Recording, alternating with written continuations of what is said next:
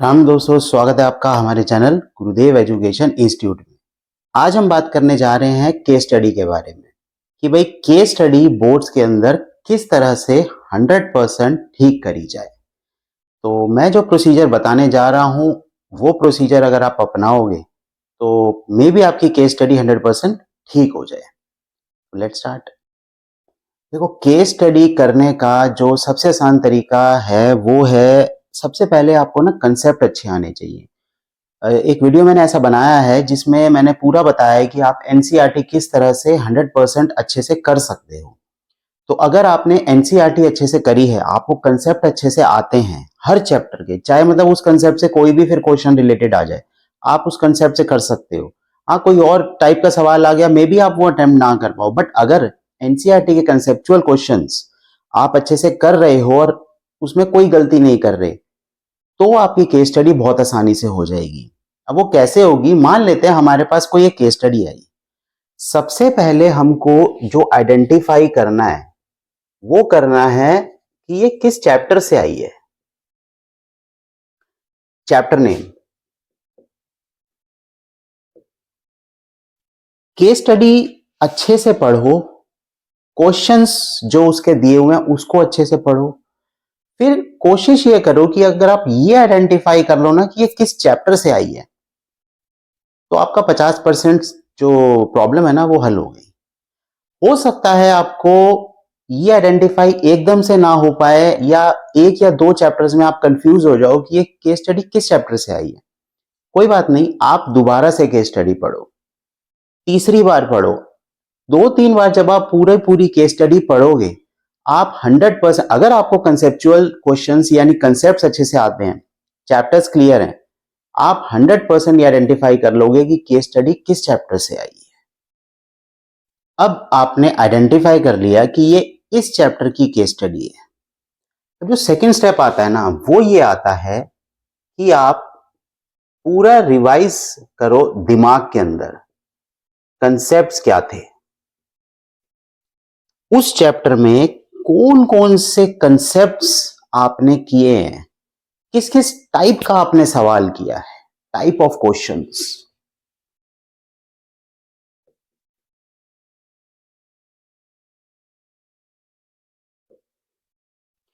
पूरा ध्यान लो। मान लो हम अर्थमेटिक प्रोग्रेशन उठाते हैं या थर्ड चैप्टर उठाते हैं, थर्ड चैप्टर में इक्वेशंस हैं। अब दिमाग लगाओ यार, थर्ड चैप्टर से किस किस टाइप के सवाल थे। फ्रैक्शंस वाला था, इक्वेशन सॉल्व करने वाला था, न्यूमरेटर डिनोमिनेटर, किस किस टाइप के सवाल थे दिमाग में आपके आ गए। फिर दोबारा केस स्टडी को उन सारे कंसेप्ट से रिलेट करो। आप 100% जो क्वेश्चन आपको दिया है केस स्टडी में, वो क्वेश्चन आप किसी ना किसी कंसेप्ट से रिलेट कर जाओगे कि ये जो क्वेश्चन आया है ना, ये इस कंसेप्ट से उठ के आया है। बस आपको कुछ नहीं करना, वो कंसेप्ट वहां लगाना है और वो वाला जो क्वेश्चन है आपका हल हो जाएगा। मैं ये मानता हूं कि बहुत 2+2 नहीं आएगा, हाँ, इक्वेशन आ जाएगी। अगर आपको सॉल्व करना आता है, आपने उस चैप्टर में वो सॉल्व करना अच्छे से सीखा है, कोई भी इक्वेशन आ जाए आप सॉल्व कर दोगे। अगर आपको वो कंसेप्ट क्लियर नहीं है, ये कहानी गड़बड़ हो जाएगी। कंसेप्ट पकड़ भी लोगे ना तो भी शायद वो चीज हल ना कर पाओ। कंसेप्ट पकड़ लिया, आपको कंसेप्ट अच्छे से आता है, वो चीज आपकी हल हो जाएगी। केस स्टडी करने का इससे आसान तरीका नहीं हो सकता। सबसे पहले चैप्टर आइडेंटिफाई करो, सेकंड नंबर चैप्टर्स के कंसेप्ट रिव्यू करो, थर्ड नंबर जब आपको कंसेप्ट रिव्यू हो गए, कोशिश ये करो कि जो क्वेश्चन आया है वो क्वेश्चन देखो वो किस कंसेप्ट से आया है। कंसेप्ट रिलेट हो गया, कंसेप्ट लगाओ, क्वेश्चन सॉल्व करो, हर एक क्वेश्चन आपका हल हो जाएगा। अब बात आती है भाई, हम डायरेक्ट क्या केस स्टडी बोर्ड में अगर अटेम्प्ट करते हैं, हमने कोई, मान लो हमने एक 5 या 10 केस स्टडीज बोर्ड से पहले हल करी है, अब क्या हमारी वहां पे ठीक हो जाएगी? अगर हमें कंसेप्ट क्लियर है तो भी क्या ठीक हो जाएगी? नहीं होगी। उसका क्या तरीका है? डेली रोज की 2 या 3 केस स्टडीज सॉल्व करो। गूगल से लो, चैट जीपीटी से केस स्टडी उठाओ, कहीं से भी केस, गूगल पे आपको केस स्टडीज बहुत मिलेंगी। चैप्टर नाम डालो, केस स्टडीज डालो, सॉल्व करने की कोशिश करो। गलत होगी, मैं कहता हूं पहली बार सारी पूरी गलत हो गई, सारे क्वेश्चंस गलत हो गए, कोई दिक्कत नहीं है। सॉल्यूशन देखो, आपने क्या किया था, सॉल्यूशन क्या कहता है, कहां गलत किया आपने, कहां आपका कंसेप्ट गलत लगा।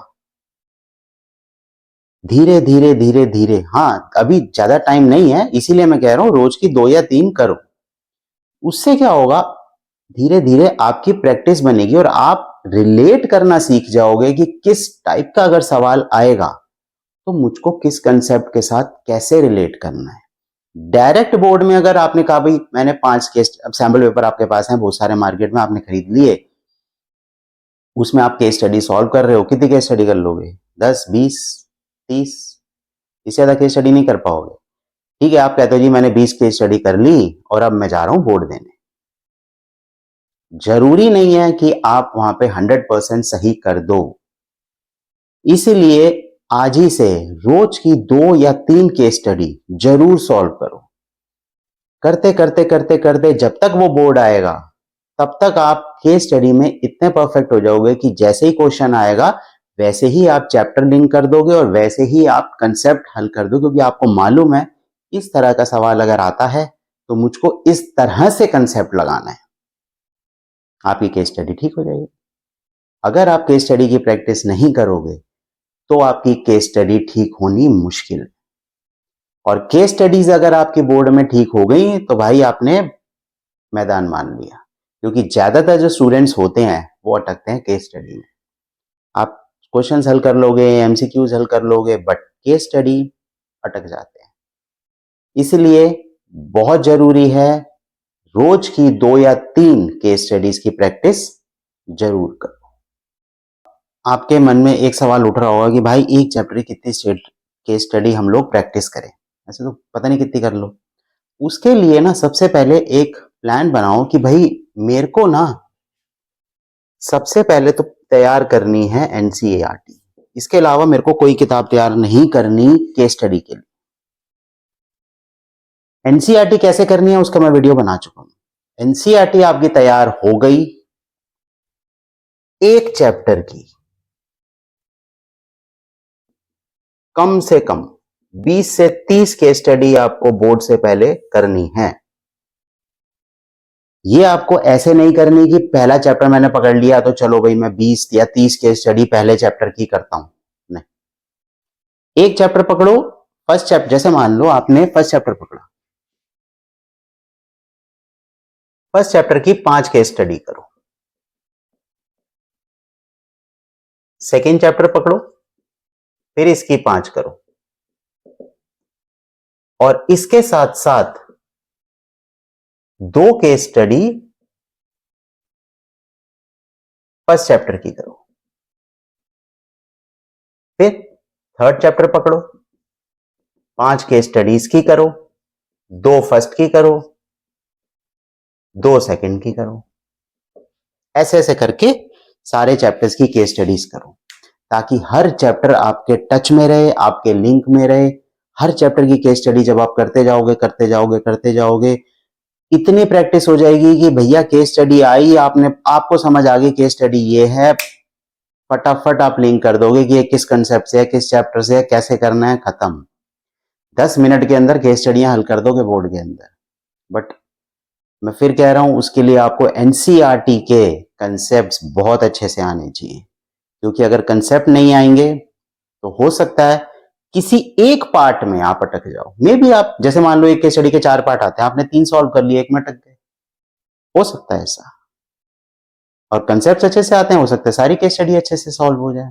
केस स्टडी सॉल्व होगी तो देखना बोर्ड में ना टेंशन हट जाएगी, यार केस स्टडी तो मेरी सॉल्व होगी, साला जो मुश्किल काम था ना वो गया, अब आसान काम बचा, देखते हैं उसको। तो भाई देखो, करके देखो, ऐसे प्रोसीजर पसंद आता है ठीक है, नहीं आता तो भाई बहुत सारे टीचर्स हैं उनकी मानो, कैसे केस स्टडी करनी है देखो। बट मेरा कहना यह है कि मेहनत करो, कोशिश करो कि केस स्टडी अच्छे से सॉल्व हो जाए।